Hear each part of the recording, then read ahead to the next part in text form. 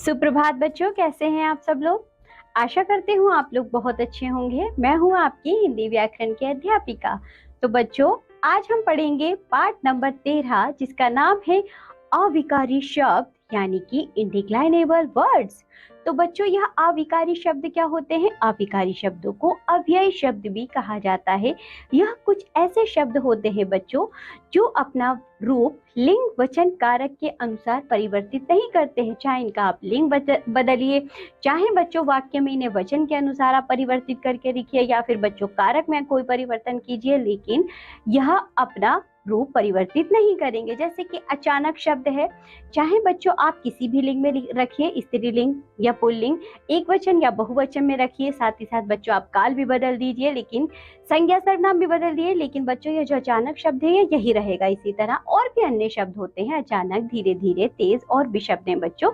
आइए इस पाठ को पढ़ेंगे, तब हमें अच्छे से समझ में आएगा। सबसे पहले देखिए, हिंदी भाषा में कुछ ऐसे शब्द होते हैं जिनमें लिंग, वचन और काल आदि के कारण कोई परिवर्तन नहीं होता है। ऐसे शब्दों को अविकारी शब्द या अव्यय शब्द कहा जाता है। अविकारी शब्दों के भेद, काइंड्स ऑफ इंडिक्लाइनेबल वर्ड्स। अविकारी शब्दों के 4 भेद होते हैं। कौन कौन से बच्चों? पहला देखो, क्रिया विशेषण यानी कि एडवर्ब। दूसरा है संबंध बोधक यानी कि प्रीपोजिशन। तीसरा है समुच्चय बोधक यानी कि कंजंक्शन। और चौथा है बच्चों विस्मयादि बोधक यानी कि इंटरजेक्शन। तो चलिए बच्चों, इन अविकारी शब्दों के भेदों को हम एक एक करके पढ़ते हैं। सबसे पहले देखिए, क्रिया विशेषण यानी कि एडवर्ब। जंगल में एक कछुआ और एक खरगोश साथ साथ रहते थे। वे दोनों बहुत अच्छे मित्र थे। कछुआ धीरे धीरे चलता था और खरगोश तेज दौड़ता था। उपयुक्त वाक्य में रंगीन शब्द क्रिया की विशेषता बता रहे हैं।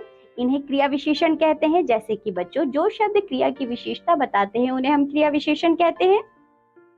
यहाँ देखिए, क्रिया विशेषण की परिभाषा, डेफिनेशन ऑफ एडवर्ब।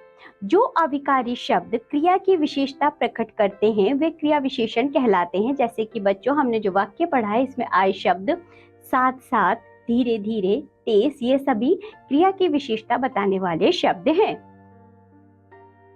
क्रिया विशेषण के भेद, काइंड्स ऑफ एडवर्ब। क्रिया विशेषण के 4 भेद होते हैं। स्थानवाचक क्रिया विशेषण, कालवाचक क्रिया विशेषण, रीतिवाचक क्रिया विशेषण और परिमाणवाचक क्रिया विशेषण। पहला देखिए बच्चों, स्थानवाचक क्रिया विशेषण यानी कि एडवर्ब ऑफ प्लेस।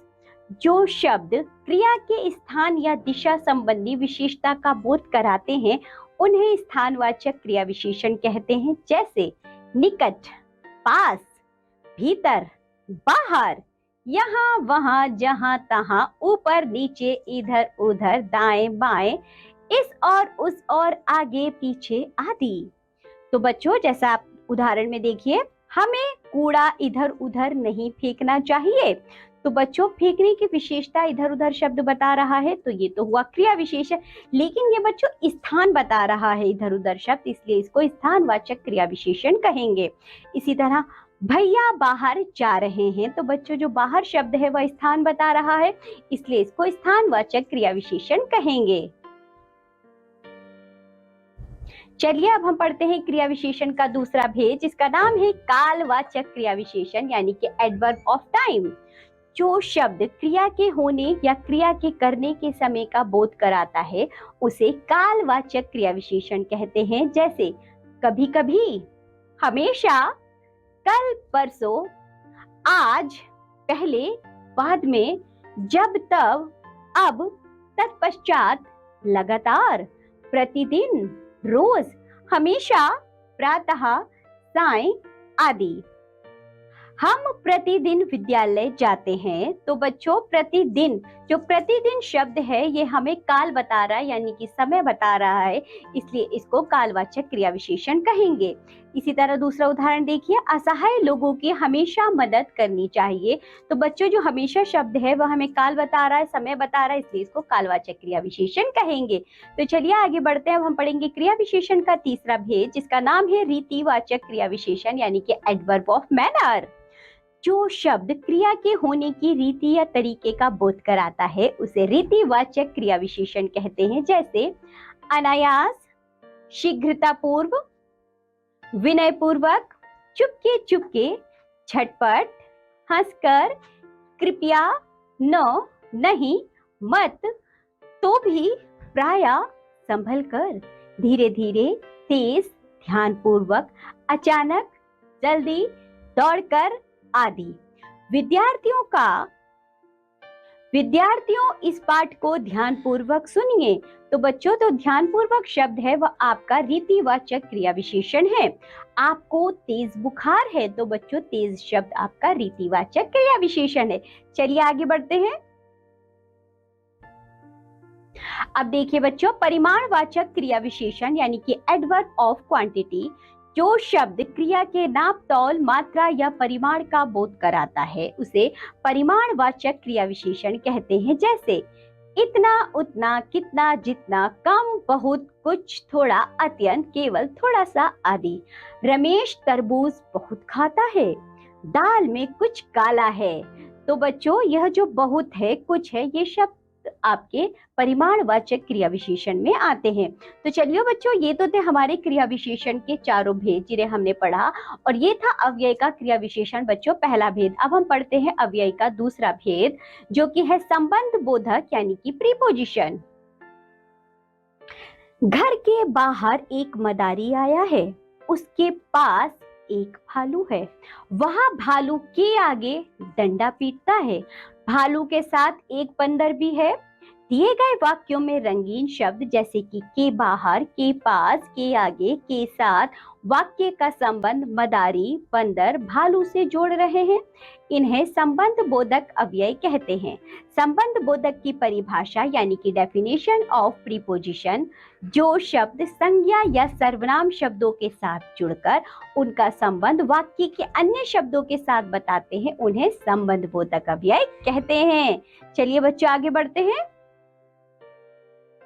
कुछ संबंध बोधक अव्यय व उनसे बने वाक्य इस प्रकार हैं, जैसे कि के सामने, हमारे घर के सामने बहुत सी दुकानें हैं। के बाहर, हमारे स्कूल के बाहर एक बगीचा है। के नीचे, मेज के नीचे बिल्ली बैठी है। के पास, मंदिर के पास हमारी दुकान है। के भीतर, पिंजरे के भीतर तोता है। के बिना, दया के बिना मनुष्य पशु समान है। के आगे, विद्यालय के आगे एक बड़ा मैदान है। के पीछे, राजीव के घर के पीछे एक तालाब है। के मारे, डर के मारे मेरी तो चीख निकल पड़ी। की ओर, सभी लोग पहाड़ी की ओर जा रहे हैं। के साथ, बीमार सुहानी राघव के साथ विद्यालय जाती है। के कारण, बीमारी के कारण मैं स्कूल नहीं जाऊंगी। के पहले, स्टेशन आने के पहले ही मैं बस से उतर गया। के ऊपर, मंदिर की चोटी के ऊपर झंडा लहरा रहा है। चलिए बच्चों आगे बढ़ते हैं।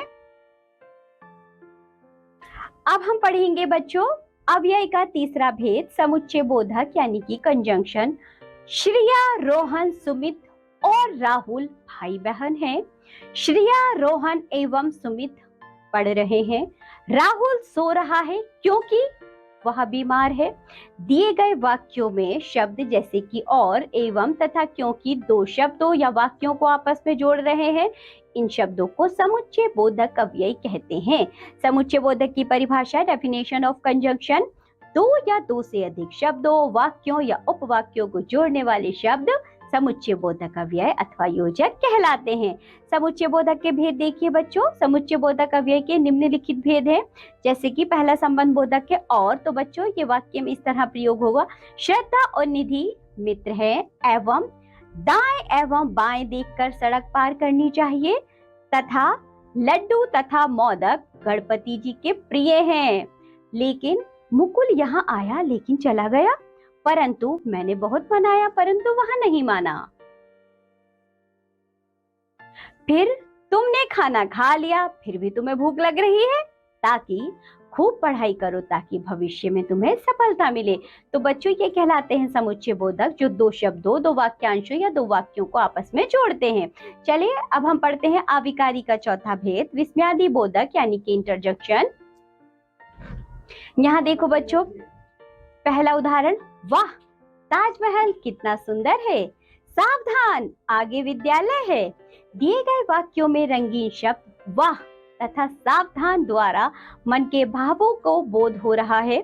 इन शब्दों को विस्मयादि बोधक अव्यय कहते हैं।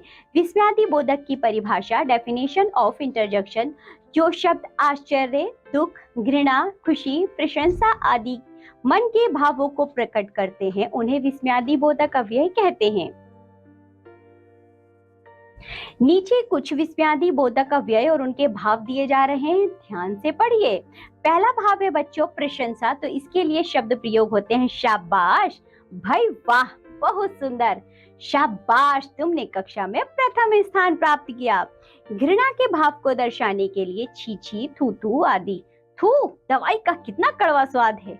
प्रसन्नता के भाव को दिखाने के लिए वाह आह, वाह पाव भाजी बहुत स्वादिष्ट है। भय के भाव को दिखाने के लिए हाय बाप रे बाप इतना बड़ा सांप।